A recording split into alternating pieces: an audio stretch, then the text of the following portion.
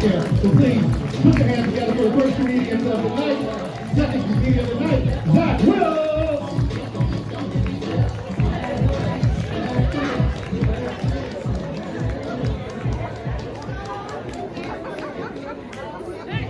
How many of you thought I was the manager, right?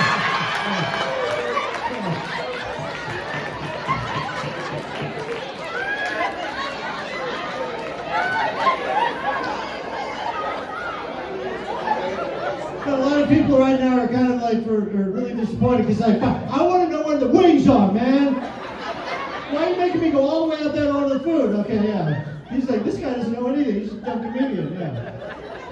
No, this is not manager. This is what white people in their 50s look like. I know, this shit ain't pretty, yeah. Yeah, you're looking at this going, man, they do crack. They really crack on, yeah.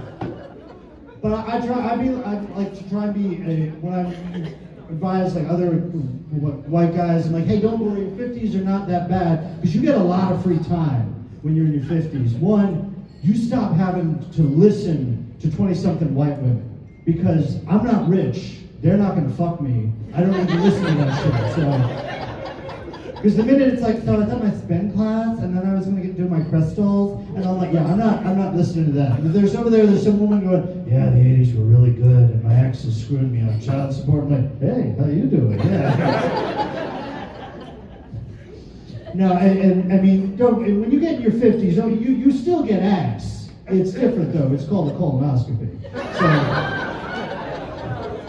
yeah, I actually had to go in for a colonoscopy recently. And the doctor then, he asked me, he's like, hey, is this okay? We're going to give you, there's some risks with this, but we're going to give you some propofol. Is that okay? I was like, that shit kill Michael Jackson? Oh, yeah, give me double that, yeah. I'm perfect. My last words might be, yeah. Because when you get to be my age, you got a totally different view of death. You're not afraid of it anymore. You just don't want it to be painful or anything. And you're willing to accept some risks with that, yeah. If you ask any guy my age, like, would you like to live for another 20 years or be fucked to death right now? Like, I'm going to need a minute to think about that, yeah. No, I did have a colonoscopy. I did have propofol. And let me tell you, if you haven't, that is some great drugs. Best sleep of my life. I woke up and the doctor said, did you feel anything? I said, no, man. You could have run a train on my ass. Doctor said I know as he was putting his pants back on. I'm going back again next week. It was not good enough. Yeah, so anybody watching this show, Heated Rivalries, haven't seen this? Yeah, all the women love this show, okay? It's about two gay hockey players. Watching this show, my wife tried to say, let's watch it, it's about hockey. Yeah, watching that for hockey is like watching porn for the acting. And if any of your women are into that, go with it. Because we watched one episode, there's a lot of gay sex. My wife was so turned on after that, so we're going at it. And then I had this thought. I paused and whispered in her, I'm like, hey, are you thinking about the guys on that show? She said, why? I said, because I am. She came so hard, I don't know what to make of that. Yeah. Recently we had the holidays. I decided I was going to cook for my family. I was going to attempt to make gumbo, which is incredibly difficult because you realize there's a lot of ingredients. I'm from the Gulf Coast. A lot of that shit isn't around here. Like, do you know, like I'm wandering around going, hey man, you know where I can get some crawdads? That, or do you know what's the most important vegetable in gumbo? Anyone know? Okra, right, yeah, okra. For those of you not familiar, okra is a slimy southern vegetable. Just imagine if one night a snake got really drunk, went out, fucked a pickle. That's how they make okra, right? My mother-in-law came and stayed with us. My mother-in-law, she is, my wife's family is 100% Egyptian. My family is Jewish. My daughter gets really conflicted watching the Ten Commandments. But my mother-in-law is a very good, a church-going woman. She loves nothing more than talking about the Bible. Put it this way, Jehovah's Witnesses know to avoid her house now. Because they're not going to win that fight, yeah. And the first time, like when we first met her, when I was dating, we went out and spent holidays with her. My wife's like, before we're married, she's like, hey, we're going to go to church with my mom. She'll like that. I'm like, I'm from the South. I can do church. But see, but I'm used to Southern white people church. And for those Southern white people church is all about, we go because of judgment. Not from God, but from the rest of the congregation. Yeah, we used to go to Our Lady of Bless Your Heart. And previously went to the First Reformed Church, and you were so brave to wear that. Now, there's a big difference, of course, between Southern white church and Southern black church. Southern white church, much more passive-aggressive, less hats. So, that, and of course, Southern white church, the food and the music are much better. You think I was serious about that?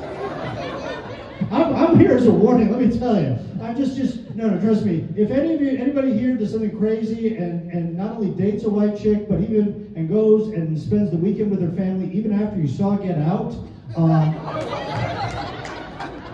I want to warn you, there is something worse than having some guy take your brain. It's called a Southern white church potluck, where all the potato salad is made by white ladies. Yeah. One word for you. Raisins. Yeah, I know, I hit you right on that one. Yeah, so we go to my mother-in-law's church, and she goes to this mega church. This thing seated 5,000 people. It used to be a basketball arena. It had a retractable roof, and they kept the retractable roof because it would make, I guess, exiting easier during the rapture. And they didn't have a choir, they had a rock band, and they're playing old 90s songs, but read for Christian things like, God said knock you out. Pour some scripture on me. Afterwards, we go back to their house. My wife says, hey, I got to run an errand. Just hang out with my mom for a little bit. I'll be back soon. I don't know what to do with her. I turn on the TV. Turn on CNN. On comes Jerry Falwell. Do you remember Jerry Falwell? Yeah, ultra-conservative preacher. He's talking on and on about how much he hates sodomy and how evil sodomy is. So I'm sitting there with my mother-in-law watching Jerry Falwell talk about how terrible sodomy is. That's pretty awkward, isn't it? But wait, it gets worse. Because my mother-in-law, English isn't her first language. There's some words she doesn't know. Guess what one of those words is? Sodomy, right, exactly. So she turns to me and says, Zachary, what is this sodomy? I look at her and I said, it'd be easier if I showed you. Hey, it worked out. My wife never left me alone with her mother ever again. Looking at me in my sexy club wear here, you probably figured out that, yeah, I am a federal employee. Thank you. People ask me, are you nervous about getting riffed or after the shutdown or losing your job? I'm like, no, I feel pretty safe. But on an unrelated point, if anybody has cash, me and my very soft mouth will be in the parking lot after the show. So come check it out. Most of my job, what I do is I help soldiers get into trouble. This is a very demanding job because you maybe might be aware, our entire national security depends on 19-year-olds who do incredibly stupid things with women in cars. I had a guy just come into my office the other day and said, sir, I need help. I got to pay child support now. I said, all right, tell me what happened. He said, well, I met a stripper. Her name was Cinnamon, Ginger, Roasted Garlic. I don't remember. He said, we got married, we had sex one time, and then I went and did a year deployment, and she said she had my baby while I was gone. I said, how old was your baby when you came back and first met him? He was finishing high school. Like, all right, we're going to go over basic math. I don't understand. We train our soldiers to deal with really difficult things. Why can't we train them to deal with car dealerships and strippers? Just make it part of the training. I don't know, but I've been told strippers are pretty great, but I want to retire, so I will just masturbate. Jerk off 1, 2, jerk off 2, 3. I want to be clear, if there are any former soldiers here, soldiers do not masturbate in unison. Marines do. We know that. You help that Marine. Help them.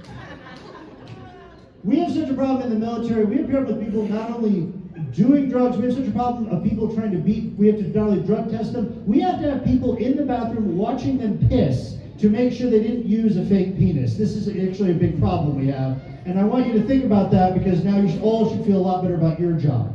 And I just had a case recently where a guy got busted because he really didn't think this through, used a fake device, it's called a Wizinator. But the inspector noticed, he says, in the report, he says, became suspicious when the soldier revealed an organ which was incongruent for his size and his race. So I made a little note of the file. All right, little white boy whipped out a big black fake cock. Okay, got it. Thank you all very much. Give it up for your host. One more time for Zach Wilks. Good job, bro. Yeah. I got to tell y'all something, though. That motherfucker is the manager. He just wanted to get his set off. He's like, I ain't gonna fuck with me if I don't manager. All right, anyway. Yo, let's keep the show rolling. Coming to the stage next is one of Baltimore's finest. Please give it up for Miss Maria Sam.